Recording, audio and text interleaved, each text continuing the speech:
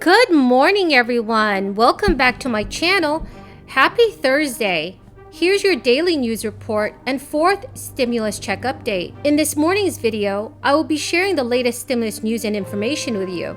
Some Americans are going to receive more stimulus relief money than others. Congress wants to get a new spending bill passed before the August recess. Remember, everyone, that this Friday night, I will be announcing the winners of this week's $75 Amazon gift card giveaway. Please remember to enter my giveaway. All you have to do is subscribe to my channel, like this video, and also comment below. Thank you so much, everyone. Fault lines in the Democratic Party are becoming increasingly evident as President Joe Biden pushes forward with a bipartisan infrastructure deal, drawing the fury of some progressive lawmakers who want the White House to pursue a far more ambitious spending package. President Biden just announced a $973 billion infrastructure plan with the support of centrist Republicans and Democrats. But the measure falls far short of the left wing's factions' demands for trillions in new funding to combat climate change, expand health care, establish free community college, and bolster childcare. President Biden initially suggested that he would veto the pared-down spending bill if Democrats in Congress did not simultaneously pass a larger reconciliation bill. But facing an uproar from Republicans, he clarified that he would sign the agreement if passed on its own. Although President Biden has pledged to continue fighting for additional spending on so-called human infrastructure, his retraction raised some concerns among some progressives who question the legitimacy of that commitment. As we move into this weekend, in these just 6 months of Biden administration, we have the highest gas prices in 7 years, as many want to hit the road. Inflation grew at the fastest rate since 2008. Crime. Last weekend, more than 70 shootings in Chicago. Just watched the weeks before, a man and woman pulled from their car in broad daylight and shot and killed on the streets of Chicago. Just a few weeks ago, we watched the young children walking their neighborhood in New York get knocked down by a man running who's being shot at. Continued to shoot at him as he laid on top of the children. We've watched crime continue to spike as the Democrats made that movement just a few years ago, hear about defunding of the police. Now we watch that the Democrats defunding the police is not enough for them. We watched what happened in appropriations just yesterday. The defunding of the border as well, from CBP and ICE. Even reducing it below than what the Biden administration wants. We watched the person in charge, the vice president, spend a short amount of time along the border, more at an airport, saying that they inherited a problem, but each month the problem has gotten worse. They set a new record, a 21-year record of the number of people coming across. Well, I think the American public wants more. They want to hold people accountable. They want a border that's secure. They want an economy that will grow. They want inflation under control, and they want a gas price they can afford as well. Unfortunately, no one thought in this short amount of time they'd put America in this greatest crisis. We watched the Middle East erupt. And today they had an opportunity not to send offensive, but defensive to our greatest ally, the only democracy in the Middle East. And they could not even agree on that.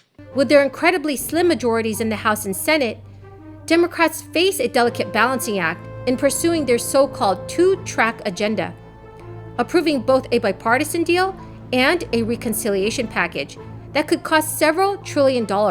Or they risk losing the support of either moderate or progressive members. Representative Alexandria Ocasio-Cortez, a leading progressive voice, has urged President Biden to avoid being limited by Republicans on his economic agenda. And during a recent interview, Ocasio-Cortez said Sunday, "In those areas where there is an agreement, Republicans are more than welcome to join so that we can get this work on infrastructure done. But that does not mean that the president should be limited by Republicans, particularly when we have a House majority. We have 50 Democratic senators, and we have the White House." So what do you think, everyone? Do you think that President Biden is doing a good job? Please leave your thoughts in the comments section below. Currently, according to CBS News, households in the state of Utah have received the largest stimulus checks in the third round of direct payments, with an average windfall of $2,784. The Internal Revenue Service recently reported that it has sent out almost $390 billion in direct aid to about 164 million U.S. households, noting that it is continuing to send checks to all eligible people who recently filed their tax returns or who are owed extra money under the relief plan. The IRS broke down its payments so far by state and income group, providing insights into which Americans are receiving the most from the latest round of stimulus aid. Because the payments are based on the number of eligible people in each household, as well as individuals' income, the payments favor families with more children and those who earn below $150,000 annually. That means larger families are likely to land bigger checks than households with fewer children. Please, everyone, leave a comment below if you think Congress should provide the American people with more financial relief. In my opinion, I definitely think that our lawmakers should continue to focus on passing an infrastructure package as well as a new stimulus relief bill. Because Democrats have a narrow advantage in the House of Representatives, it is possible that progressives could torpedo the bipartisan deal, which Democratic Representative Pramila Jayapal threatened to do so on Monday. Jayapal, chairman of the House Progressives Caucus, told the New York Times, "The president can say he's bipartisan. He can go out and support the deal. But at the end of the day, if he wants it, he's going to have to support our priorities." Asked whether progressives would tank the bipartisan package if it didn't come in tandem with a reconciliation bill, Representative Jayapal said they would. During an interview with CNN News, Jayapal said, "There aren't the votes to pass just a bipartisan plan without the reconciliation plan. We have been clear about that."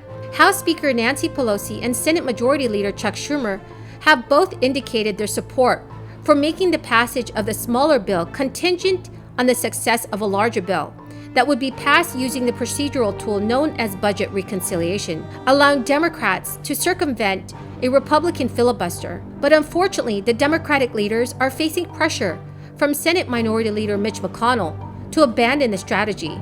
Yahoo Finance has recently reported that labor shortages continue to hold back the economic growth, as childcare issues and extra unemployment insurance benefits keep workers on the sidelines.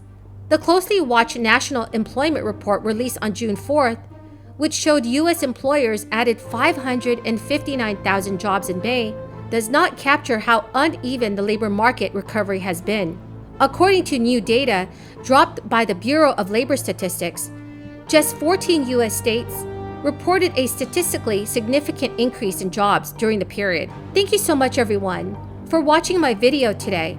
I hope you found it helpful. And don't forget to enter the $75 Amazon gift card giveaway, which is scheduled for Friday night. All you have to do is subscribe to my channel, share and like this video, and also please remember to leave a comment below. Thank you so much, everyone, and have a very blessed Thursday.